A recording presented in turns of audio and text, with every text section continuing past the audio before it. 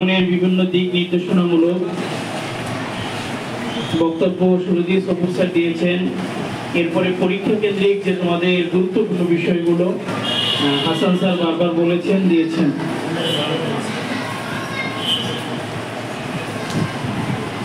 তো বিষয় হলো স্যার যেই কথাটা বলেছেন খুব গুরুত্বপূর্ণ একটি বিষয়, যে কমন না পড়লেও আমাকে 100% আনসার করে আসতে হবে। যে কোনো উপায় বসে থাকবা, নিজের বানিয়ে বানিয়ে লিখবা, যেভাবেই পারো। এক মার্কও ছাড়া যাবে না। কমন না পড়লেও তুমি যেভাবে পারো লিখে নিয়ে আসবা। আলোচনা হয়েছে যে সমস্ত বিষয়ে তোমাদের দরকার, জীবনের গুরুত্বপূর্ণ বিষয়গুলো নিয়ে স্যাররা সবাই কথা বলেছেন।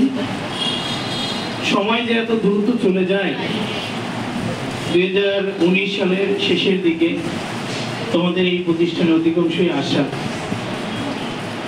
মানে এত তাড়াতাড়ি তোমাদের বিদায় দিতে হবে, আমাদের কাছ থেকে তোমরা চলে যাবা, মানে এটা ভাবলেই খুব বেশি খারাপ লাগে।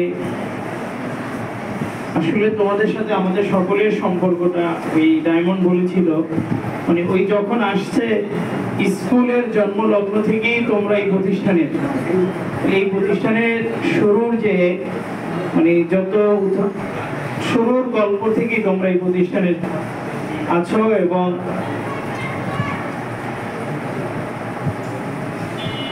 শুরুর গল্প থেকেই তোমরা আছো, এবং এই প্রতিষ্ঠানের প্রত্যেকটি সফলতা কষ্টের যে কোনো সময় তোমরা আমাদের সাথেই ছিলে। তোমাদেরকে শুধু শিক্ষার্থী না, আমরা আমাদের নিজের সন্তান মনে করে, তোমরা জানো যে তোমাদের বাসায় গিয়ে ফোন দিয়ে বিভিন্ন সময় ক্লাস 6-7 পর্যন্ত আমি তোমাদের নার্সিং করতাম, পরবর্তীতে 8-এ এসে হাসান স্যার, ধাপে ধাপে এভাবে হয়েছে, আমার ব্যস্ততা বাড়ছে, কিন্তু তোমাদের সাথে আমাদের একটা হৃদ্রতার সম্পর্ক ছিল। এবং আমার মনে হয় তোমাদের সাথে এমন বেশি সম্পর্ক যে অনেক স্টুডেন্টের আমরা এখন নামও জানি। তো তোমাদের নাম বললে তোমাদের বাবার নাম, বাসা কোথায়, গ্রামের বাড়ি কোথায়, পারিবারিক একদম ডিটেলস আমরা সবই জানি, এবং তোমরাও জানো। একদম একটা ঘরের পরিবারের মেম্বার যেমন থাকা সম্পর্কটা থাকে তোমাদের সাথে, সেই ধরনের। এসএসসি পরীক্ষা দিয়ে চলে যাবা, ভালো একটা রেজাল্ট হবে, আবার আসবা তোমাদের সাথে ভালো একটা, এই প্রতিষ্ঠান তোমাদের মারু, আমি তোমার জন্য বক্তব্য দিতে পারছি না। শুরু থেকে তুমি আমার অ্যাটেনশনটা নষ্ট করে দিচ্ছ। তোমাদের জন্য সবসময় অনেক বেশি দোয়া থাকবে। জীবনের যেখানেই যাও, যে প্রান্তেই যাও, আমরা যেন তোমাদের সফলতার গল্প শুনতে পাই। তোমাদের সফলতার গল্প আমরা দূর থেকে আমাদের শুনতে ভালো লাগবে। কখনো যেন এমন কিছু না শুনি যে দূর থেকে আমরা কষ্ট পাই। নীতি নৈতিকতার বিষয়, নীতির আদর্শের বিষয় কখনো এখানে কোনো স্যাক্রিফাইস করবা না। জীবনে কম খাবা, কম জায়গায় করবা, কিন্তু নীতির জায়গায় সরে যাবা না। এটা তোমাদের কাছে অনুরোধ থাকবে। তোমাদের গত 5 বছর যাবৎ সবসময় ন্যায়ের পথে থাকার কথা বলেছি, সৎ পথে থাকার কথা বলেছি, সৎ উপার্জন করার কথা বলেছি। বাবার যেমন সন্তানদের জন্য দোয়া করতে হয় না, হৃদয়ের গহীন থেকে সেই দোয়া থাকে, তোমাদের জন্য হৃদয়ের গহীন থেকে সেই দোয়া থাকবে। আজকের পর থেকে যে তোমরা সাবেক, এইটা আমরা কখনোই মনে করব না। এই বিদ্যালয় তোমাদের, এই বিদ্যালয়ের ইট, এই বিদ্যালয়ের ধুলামাটি সবকিছু তোমাদের। এই বিদ্যালয়টা তোমাদের হাতেই আস্তে আস্তে এই পর্যায়ে এসেছে।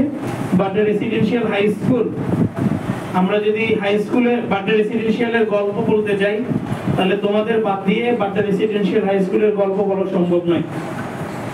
সুতরাং অনেক ব্যাচ আসবে, অনেক স্টুডেন্ট আসবে, অনেক কিছু, অনেক স্মৃতি হবে, কিন্তু তোমরাই আমাদের প্রথম, তোমরাই আমাদের ভালোবাসা।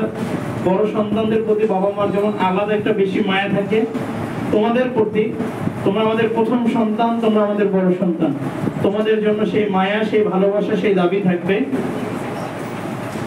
এই প্রতিষ্ঠানে বিদায় নেওয়ার পরেও এই প্রতিষ্ঠান তোমাদের, তোমরা আসবা যখন মনে চায়, যে কোনো দাবি নিয়ে, যে কোনো কথা নিয়ে, এই প্রতিষ্ঠানের সফলতা যে কোনো বিষয় নিয়ে তোমরা আসবা।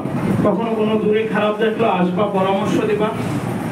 আবার ভালো কোনো গল্প সবসময় আসবা, নিজেদের প্রতিষ্ঠান নিজেদের অর্জন। আর সর্বশেষ বলবো, গুছিয়ে কথা বলতে পারছি না, সর্বশেষ বলবো একটা ভালো রেজাল্ট হবে, রেজাল্টের পরে আমরা আবার একটা বড় জনসংবর্ধনার অনুষ্ঠানের ব্যবস্থা করতে পারি। আমরা এইভাবে পরীক্ষা দেবো ইনশাআল্লাহ। পারবা না? ইনশাআল্লাহ পারবা। এই যে তোমরা একত্রে বসে আছো, শাসন করি বা অনেক কিছু, এইটা তোমাদের এই স্কুল লাইফ পর্যন্তই শেষ। আসলে এই সময়টাকে তোমরা বড্ড বড় মিস করবা, আমরা আমাদের জীবন থেকে মিস করি। তোমাদের জন্য অনেক বেশি দোয়া এবং শুভকামনা রইল। ভালো থাকবা সবাই। আসসালামু আলাইকুম।